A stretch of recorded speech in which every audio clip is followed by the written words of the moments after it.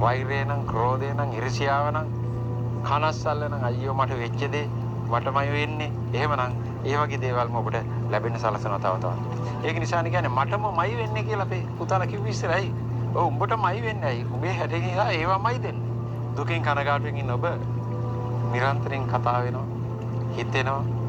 ඇයි මේ මට කනගාටුදායක දේවල් මෙන්නේ? අනිත් ඒවා ෂෝක් එකකට ඉද්දි කියලා. ඔව්. ඔබට තියෙන දේම වර්ධනය කර දෙනු ලැබේ. පරිසං යුතු තරක් නේද? ඔව් පරිසං යුතුයි. එතකොට දැන් මේකට මොකද්ද කරන්නේ කුමාර මහත්තයා කියලා ඔබ අහයි. මෙන්න මේ ටික තමයි ඔබ ඊටාම පරිස්සමෙන් ඉගෙන ගත යුතු දේ. මොකද්ද කරන්න ඕන කියන්නේ. ඒක සාමාන්‍ය ලෝකේ නම් ඔබ දන්නවා ක්‍රෝධකාරී හැඟීමක් තිබොත් ඒක අයින් කරගන්න ඕන. වෛරයක් තිබුණොත් ඒක අයින් කරගන්න ඕන. ප්‍රීති මධ්‍යයක් තිබුණොත් ඒක වර්ධනය කරගන්න ඕන. සාමයේ ප්‍රේමයේ තිබුණොත් වර්ධනය කරගන්න ඕන. එතකොට ඒවමනේ ලැබෙන්නේ. ඔව් ඒවමයි තමයි ලැබෙන්නේ. ඔබ ප්‍රීතිමත් භාවයෙන් ඉති හැමතිස්සෙම හිටියොත් ප්‍රීතිමත් අවස්ථාවම ඔබ කරා ළඟා කරනවා. අවුලක් නැහැනේ. එතකොට දැන් ඔබ කියයි ඔව් එහෙනම් ඒ අවස්ථාව අපි වර්ධනය කරගමු. අරව අයින් කරමු කුමාර මහත්තයා. පුළුවන් අයට සාදු කියන හොඳයි. හරි හොඳයි. අධිෂ්ඨානෙටපත් වෙන්න.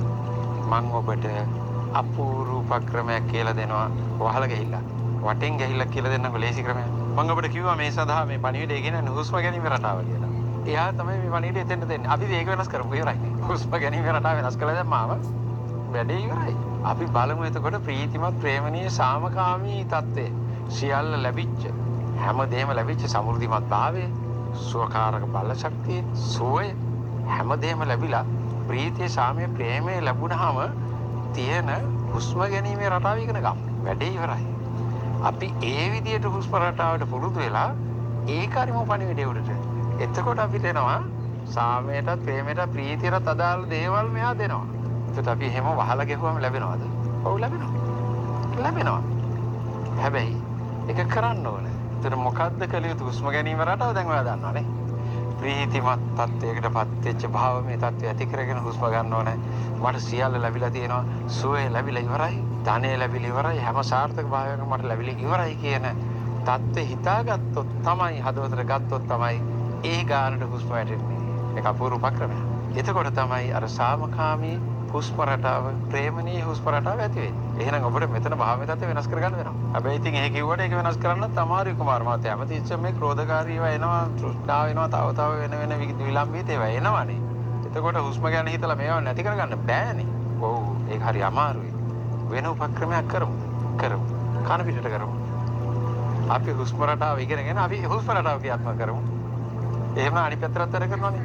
හුස්ම රටාව හරියාකාරව ඒ භාවයට අදාළ හුස්ම ගන්නකොට එහෙනම් මේ භාවයෙන් ඉවත් වෙන්න ඕනේ. දෙපැත්තටම වැඩ කරනවා. ඔව් එහෙම වෙනවා. ඒ නිසායි අපි අර හුස්ම ගැනීමේ අභ්‍යාස ඔබට ගන්නුවේ. දීර්ඝ ගැඹුරු හුස්ම ගන්න කිව්වේ ඔය නිසායි.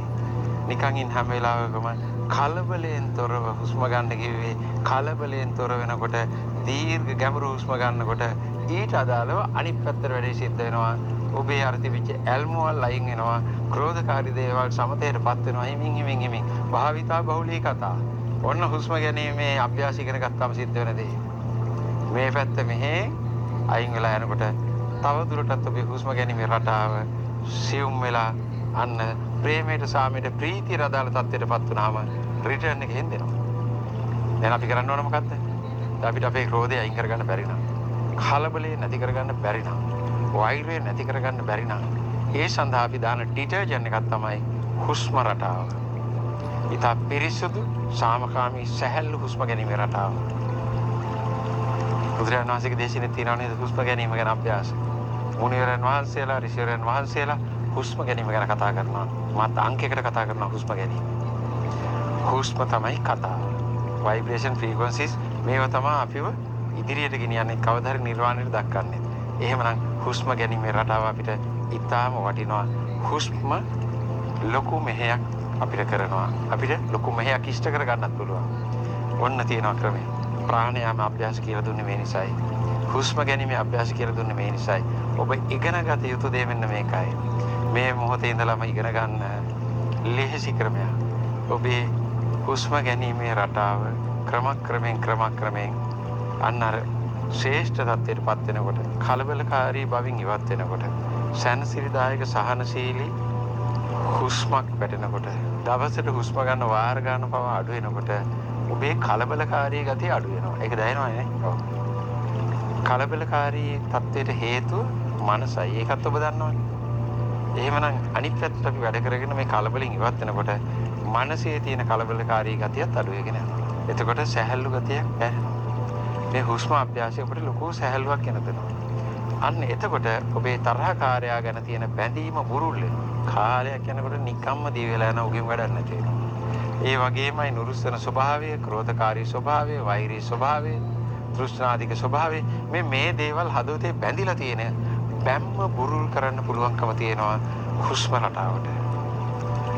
කලබලෙන් තොර දීර්ඝ ගැඹුරු හුස්ම. එයින් තමයි විශ්වය දැනගන්නේ ඔබට දෙන්න ඕන කලබලෙන් තොර ජීවිතයක්. ඒ තුළ තියෙන සැහැල්ලු භාවයක්, සනසිලිදායක භාවයක්. ඒකට එහෙමනම් ඔබට සුවය අවශ්‍යයි. ශාරීරික සුවය, මානසික සුවය, ආර්ථික සුවය අවශ්‍යයි කියලා විශ්වය දැනගෙන ඒ සියල්ල ඔබට සමීප කරනවා. එවැනි සිදුවීම් සමීප කරනවා. එතකොට මෙතන තියෙන ভাইබ්‍රේෂන් එක තමයි මේ වැඩේ කරලා ඔබට කියන්න පුළුවන්. ඇයි? දැන් එතන වෙනස්. හුස්මට මාර දේවල් කරන්න පුළුවන්. කුමාරයි කියන්නේ. මාර දේවල් පුළුවන් කියලා. ඉගෙන ගන්න අනිවාර්යයෙන්ම ඔබට මෙන්න මේ විදිහට ඔබේ හදවත සුද්ධ කරගන්න පුළුවන්. භාවනාවේදී හොඳම භාවනාව හුස්ම ගැනීම භාවනාව.